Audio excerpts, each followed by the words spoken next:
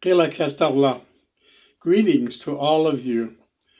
Today we are podcasting from our home situated on the unceded territories of the Squamish First Nation. I want to start this morning's podcast by paying tribute to the doctors and nurses, essential service workers, and all frontline workers helping us out during this difficult time of the pandemic. I also want to express my sincere condolences to the families who have lost loved ones. May those who have passed rest in peace. Now, a little bit about me. I spent 11 years in St. Michael's Residential School at Alert Bay. I received reparations under the settlement agreement for emotional abuse, physical abuse, and sexual abuse. In the last 25 years, I've been working steadily on the reconciliation file. I've sat on so many national committees, and I was co-chair of the voluntary roundtable that advocated really strongly for the Truth and Reconciliation Commission. I also became a special advisor to the commission once it was formed. In addition, I've been special advisor to all of the other parties, including the federal government. I was executive director for the Indian Residential School Survivors Society.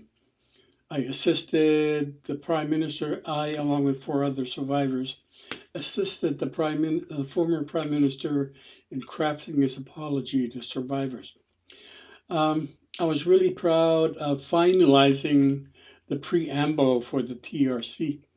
And finally, I am co-founder of Reconciliation Canada. I want to provide some background and timelines. Residential schools date back to the 1870s. The last school in Saskatchewan closed in 1996. Over 150,000 little children attended these schools. In 1996, the Royal Commission on Aboriginal Peoples was created, and when the report was submitted, they dedicated a whole chapter on residential schools. It was then that the first wave of stories began to emerge strongly about those schools. RCAP emphasized that the future must include a place for those affected by residential schools, that it must empower and restore their dignity, that it must voice their sorrow and anger and listen to them respectfully. While RCAP was largely ignored and shelved, it provided a breakthrough for survivors to tell their stories. In 1998, Canada responded to RCAP by issuing a statement of reconciliation, gathering strength. While falling short of a direct apology, the federal government announced the creation of the Aboriginal Healing Foundation. The Aboriginal Healing Foundation lost little time in designing with survivors a community-based, community-driven approach to healing. Survivors were given the opportunity once again to speak to their experiences in sacred talking circles. Survivor voices were being heard. Survivors were being empowered to speak out. The deep silence immersed in self-loathing, shame, and unresolved trauma, despair, hopelessness, and a deep desire to reclaim themselves began to emerge. Survivors uniting and putting truth to power. There were well over 1,500 healing projects across the country at the height of the AHF existence and efforts. In 2006, a new settlement agreement was negotiated. In 2008, the former Prime Minister of Canada, Stephen Harper, made his apology in the House of Commons.